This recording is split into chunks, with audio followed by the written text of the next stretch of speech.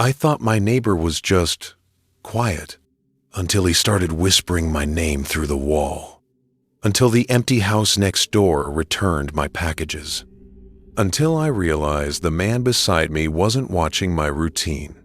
He was learning how to become me.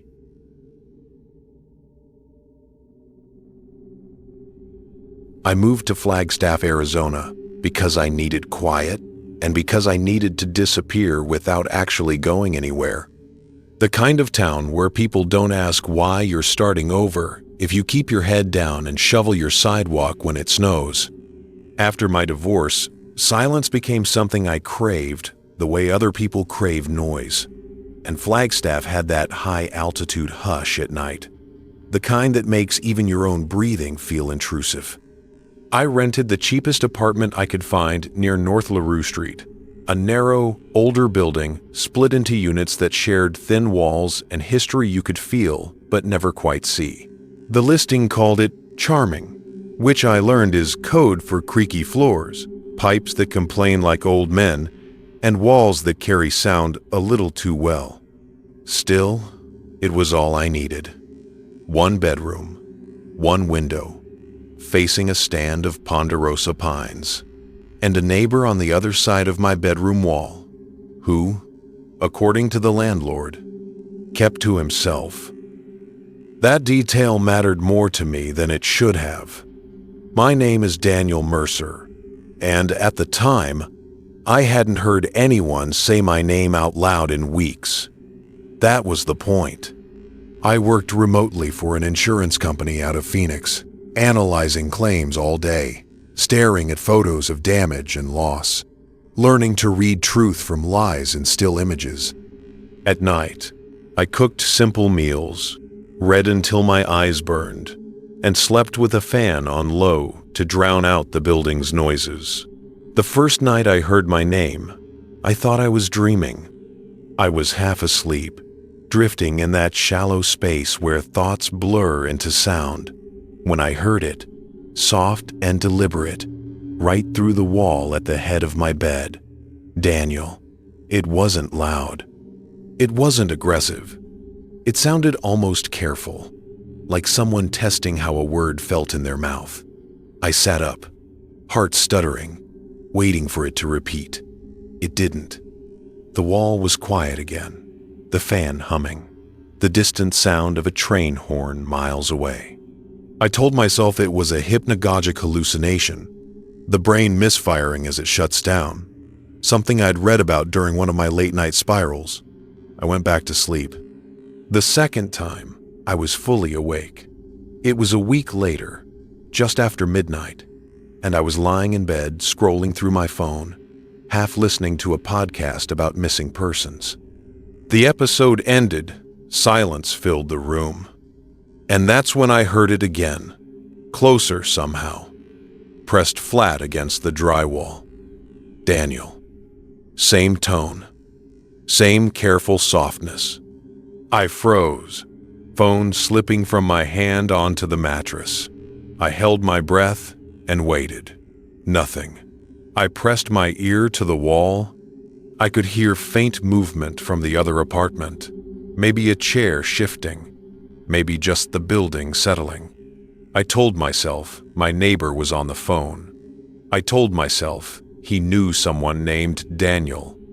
I told myself a lot of things that night because the alternative was acknowledging how intimate it felt to hear your own name spoken by someone you'd never met, in a voice you couldn't place, from a room you couldn't see. The next day, I tried to be rational. I asked the landlord, a woman named Karen who wore too much perfume and avoided eye contact, if the units were well insulated. She laughed and said, "You'll hear life sometimes.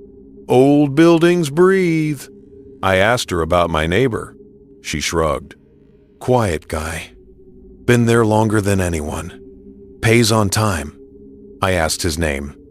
She hesitated, then said, "I don't remember," which struck me as strange, because landlords remember names, especially the ones who don't cause problems.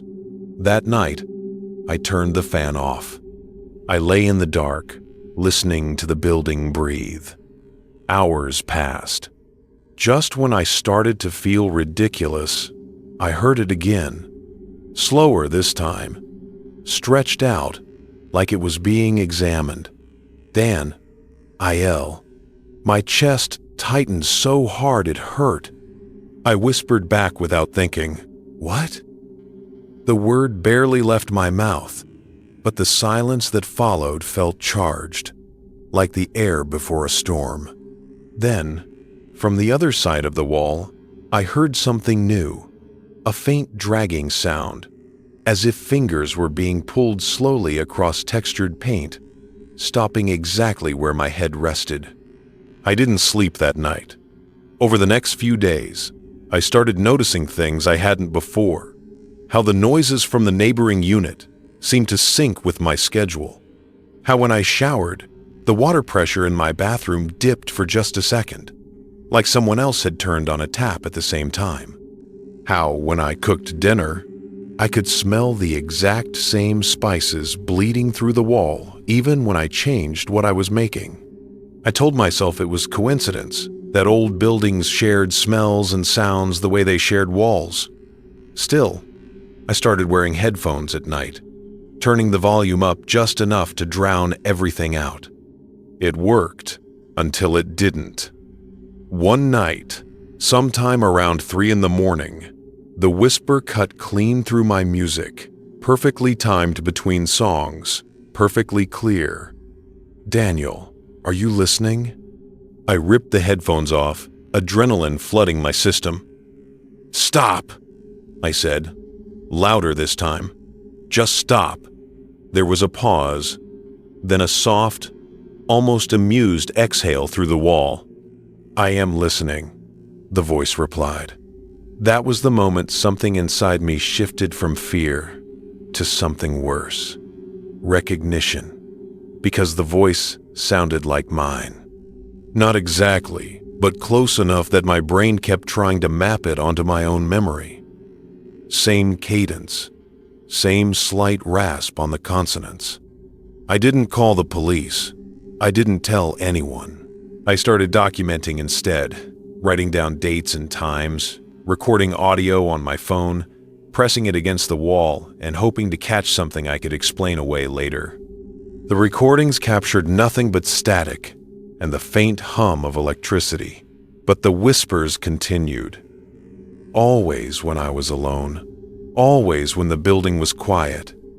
Sometimes it was just my name.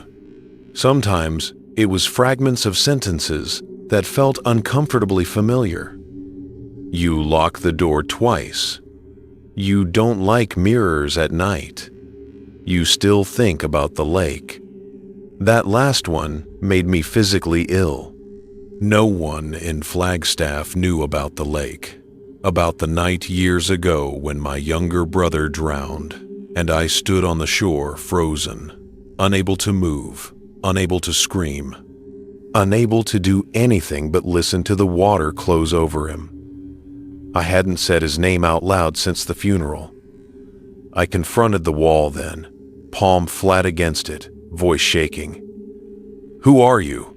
I asked. The answer came slowly, each word placed with care. "I am where you put the things you couldn't carry." I stopped sleeping altogether. I started seeing my reflection move a fraction of a second slower than I did, my own eyes holding my gaze a beat too long. At work, I found myself analyzing claims that mirrored my own fears: water damage, structural collapse, lives erased by unseen forces. One afternoon, I noticed a new name on my team's shared document, assigned to the same cases as me, Daniel M. I asked my supervisor about it. She frowned and said, "You've always been the only Daniel." That night, the whispers were closer than ever, the wall seeming to thin, to soften. "You're tired," the voice said gently.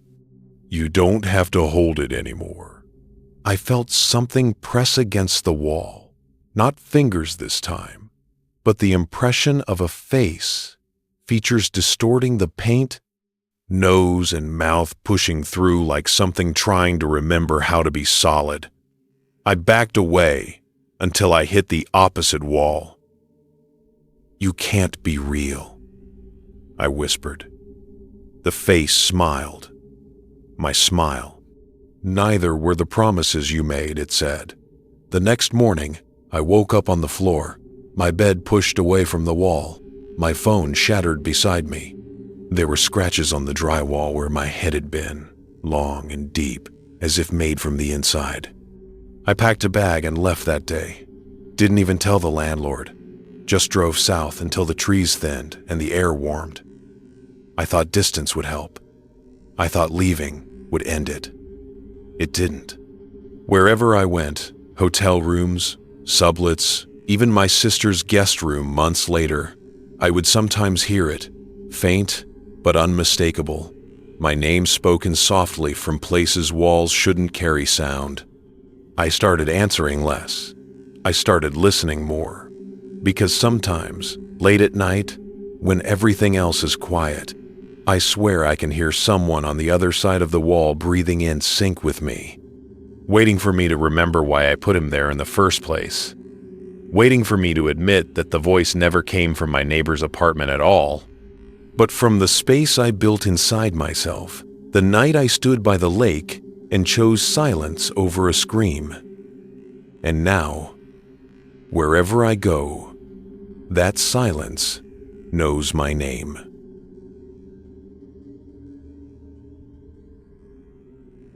I moved to Haddonfield, Illinois in late October, not because of the name, though people always smirked when I said it, but because it was affordable, quiet, and far enough from Chicago that no one knew me or my past.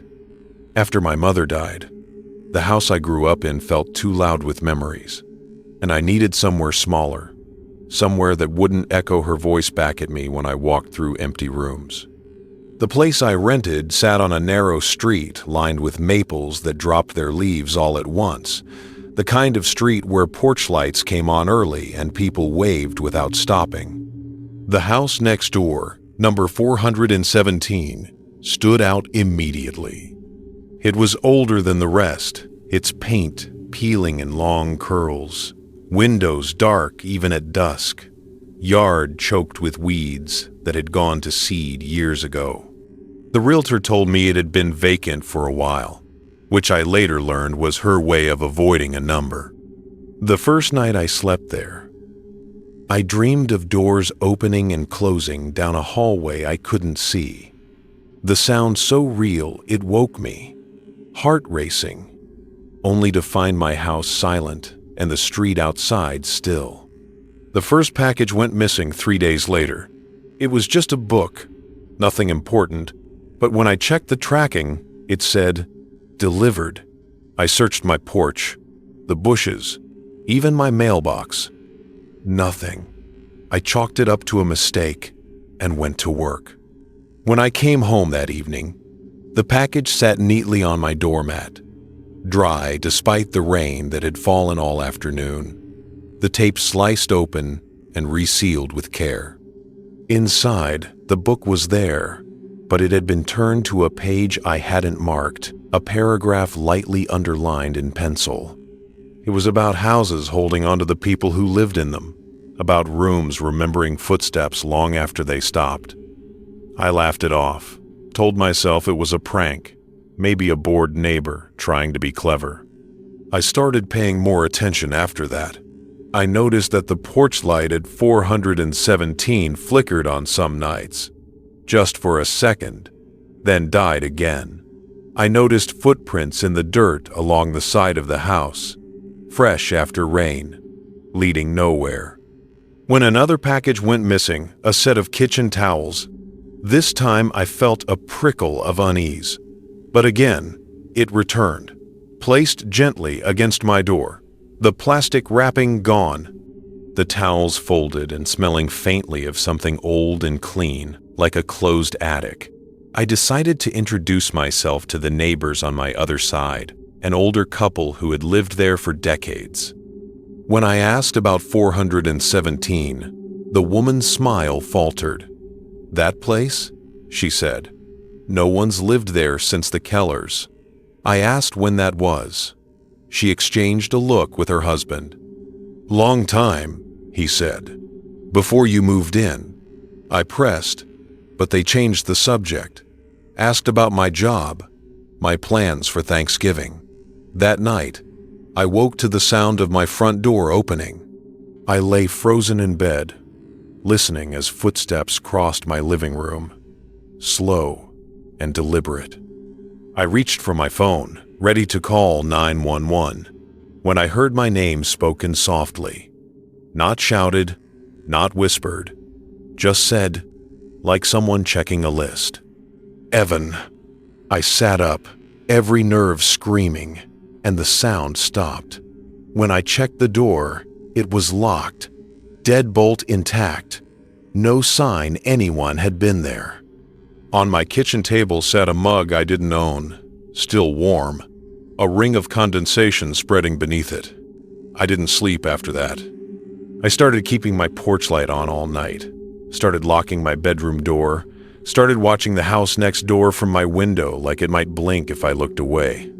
One afternoon, a delivery driver knocked on my door and asked if this was 417. I told him no, pointed next door. He frowned.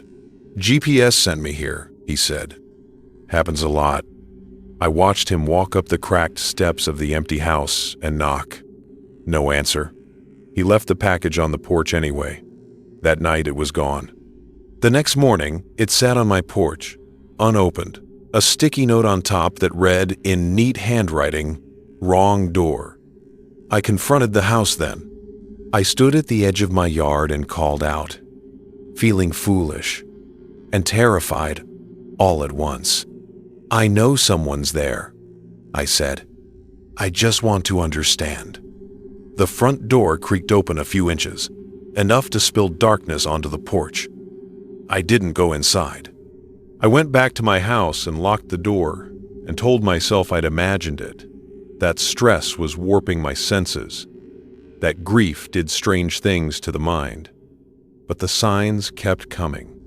The sound of a radio playing softly through the walls at night, a station my mother used to listen to. The smell of her perfume drifting across the yard when the wind shifted. One evening, I found my trash bins pulled neatly to the curb, something I always forgot to do. Another night, I found a scarf I'd lost years ago folded on my bed, the one I'd left behind in my old house because it hurt too much to pack. I started to feel watched, but not in the way horror movies teach you to fear. It felt attentive, protective, like something was making sure I was okay, whether I wanted it to or not. I searched public records and learned that the Kellers had lost their only son in the house, a freak accident on the stairs, decades ago. They'd moved away shortly after. No one else had stayed long. The house changed owners often, but never tenants. The night everything came to a head, a storm rolled in, fast and hard, thunder shaking the windows. The power went out across the street, plunging my house into darkness. Across the yard, 417 glowed with warm light, every window lit. Drawn by something I didn't understand, I walked outside, rain soaking me to the bone, and stood on the porch of the empty house. The door was open now, inviting. Inside, the air was warm and dry, smelling of old wood and something familiar. The rooms were furnished, not with random pieces, but with exact copies of my things. My couch, my photos, my mother's chair by the window. In the living room, someone sat with their back to me. "You don't have to be alone," a voice said, and it was my mother's voice, tired and gentle. I knew then what the house did. It watched. It learned. It kept the pieces people left behind and built something from them. I backed away, tears blurring my vision, and the lights flickered. "You can stay," the voice said. "Everyone does, Eventually, I ran back to my house and packed what I could carry, left before dawn, drove until the sun came up and the street names changed. I tell myself I escaped. I tell myself it was just a house, just grief, just coincidence. But sometimes, when a package goes missing or an old song plays from a room I haven't entered, I wonder if the house next door was never empty at all, and if it's still waiting for me to come home.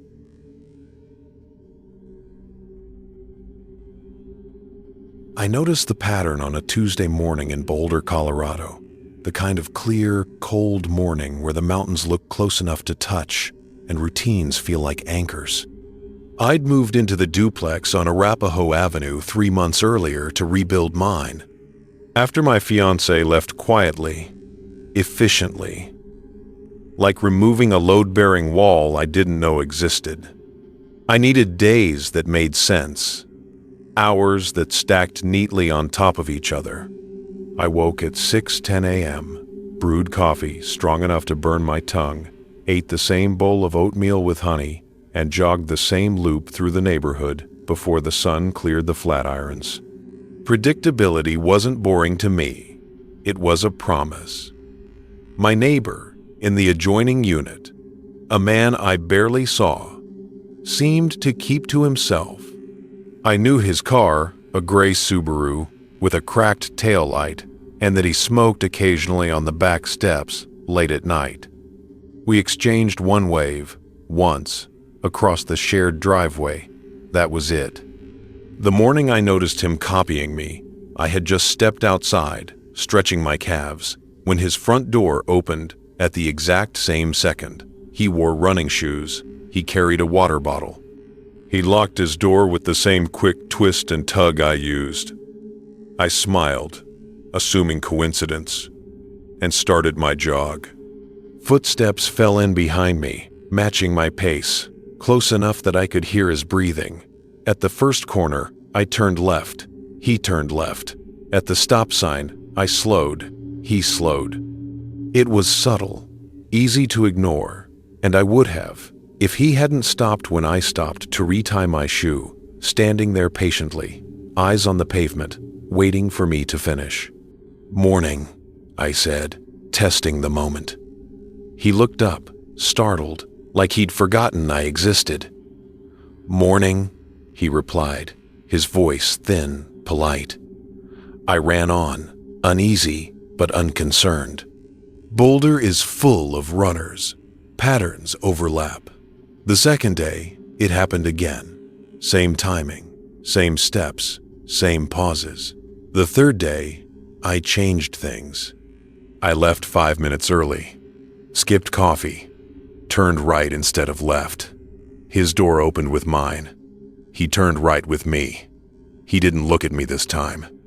When I stopped abruptly, he overshot by half a step, corrected himself, and smiled like a student who'd been caught glancing at someone else's test. I told myself I was being dramatic, that stress makes mirrors out of shadows. I told myself that until the rest of my day began to echo. At 9 a.m., I logged on for work remote data analysis for a university lab and heard a chair scrape through the wall at the exact same moment. At noon, I made a turkey sandwich with mustard and pickles. 10 minutes later, the smell of mustard bled through the drywall, sharp and unmistakable. At 3:30, I took a break and stepped onto the back patio to water my plants. He stepped out too, hose in hand, watering nothing, watching the concrete darken at his feet. "Nice weather," he said, without looking at me. "Yeah," I said. "Hard to waste it." "Hard," he agreed, like the word meant something else to him. That night, I tested it again. I ordered Thai food instead of cooking. An hour later, a delivery car pulled into the driveway and stopped at his door. I laughed then, a brittle sound that surprised me. Coincidences pile up when you're looking for them. I went to bed early and dreamed of walking through my own apartment while someone followed a step behind me, careful not to touch anything, careful not to breathe too loudly. The next week, my routine stopped feeling like an anchor and started feeling like a leash. Every time I changed something, he changed with me. If I stayed up late, his lights stayed on. If I slept in, he slept in. If I played music, faint, the same song hummed through the wall, a half-beat delayed, like a reflection that couldn't quite keep up. I started keeping notes, not because I thought I'd prove anything, but because writing things down made me feel less alone with them. Day 12. He bought the same cereal. Day 14. Same coffee brand. Day 16. Same jacket. I saw him wearing it at the grocery store, fingers hovering over the produce the way mine did, head tilted at the same angle. When he noticed me, he flinched, then smiled too wide. "Good taste," he said, gesturing to the jacket. "It works," I said, my voice flat. I switched routines entirely after that. I stopped running in the morning, and went at night. I ate dinner at odd hours. I rearranged my workspace. He followed, lagging a half day behind at first, then closing the gap. It became a game I couldn't win. The more I tried to shake him, the more exact his imitation became, until it felt like he was anticipating me, stepping into the next move before I could make it. One evening, exhausted and angry, I knocked on the shared wall. "Do you need something?" I called. There was a pause, then a knock back. Perfectly matched. The rhythm of my knuckles returned to me. "I just like structure," he said through the wall, softly. "It helps. You don't get to use mine," I said. Silence stretched, heavy. Then, "I'm not using it," he replied. "I'm learning it." I stopped sleeping.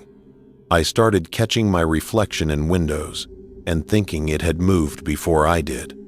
I began to dread the sound of my own footsteps because they no longer felt like proof of my presence, just cues for someone else. One morning, I woke to my alarm, already turned off. My phone sat on the nightstand, face down, exactly where I left it, but the alarm history showed it had been dismissed at 6:10 a.m. My door was locked. Nothing was missing. On my kitchen counter sat a mug identical to mine, clean, placed on the coaster the way I always did. I confronted him that afternoon in the driveway, my heart hammering so hard it hurt. "This has to stop," I said. "Whatever this is." He looked genuinely confused. "Stop?" he echoed. "I thought you'd appreciate it. Consistency calms people. I'm not people," I snapped. "I'm me." He studied me then, really looked, eyes tracing my face with an intensity that made my skin crawl. "That's what I'm trying to understand," he said. The difference. I called my sister that night and asked if I could stay with her in Denver for a few days. She said yes immediately. Asked questions. I didn't answer. I packed a bag and left before dawn, my car headlights sweeping across his windows as I pulled away. His lights were off. For the first time in weeks, the quiet felt real. Denver helped at first. New streets, new coffee shop, new running path along the river. On the third morning, as I laced my shoes in my sister's spare room, my phone buzzed with a notification from my smart thermostat back in Boulder. Motion detected. Then another. Front door opened. I stared at the screen, ice spreading through my chest. I called the police for a wellness check. Told them I thought someone had broken in. They called me back an hour later. "Everything looks normal," the officer said. "No signs of forced entry. Your neighbor said he was just borrowing sugar. You might want to change your locks." "My neighbor?" I said. "Which one?" There was a pause. "The guy next door," the officer said. "He said you're close. I didn't go back." I quit my job, told myself I needed a reset, rented a short-term place in Fort Collins, then another in Santa Fe. It didn't matter. Wherever I went, I began to notice small things lining up too neatly. A stranger ordering exactly what I ordered. Someone sitting when I sat. Standing when I stood. A laugh that came a half second after mine, identical in shape. I stopped varying my routine because variation didn't help. I tried chaos instead, acting on impulse, changing plans mid-step, but even that started to feel anticipated, like someone had learned not just my schedule, but my tells. The night it ended, or began, depending on how you look at it, I returned to Boulder to collect the rest of my things, convinced that facing it would break whatever spell I'd allowed to take hold. The duplex was dark. His car was gone. Inside my apartment, everything was untouched except the bedroom. The wall between us had been carefully cut open, a rectangle removed to reveal the hollow space beyond. Inside that space were notebooks, stacked neatly, filled edge to edge with handwriting. My handwriting, pages of routines, observations, sketches of my face from memory, notes on timing and tone.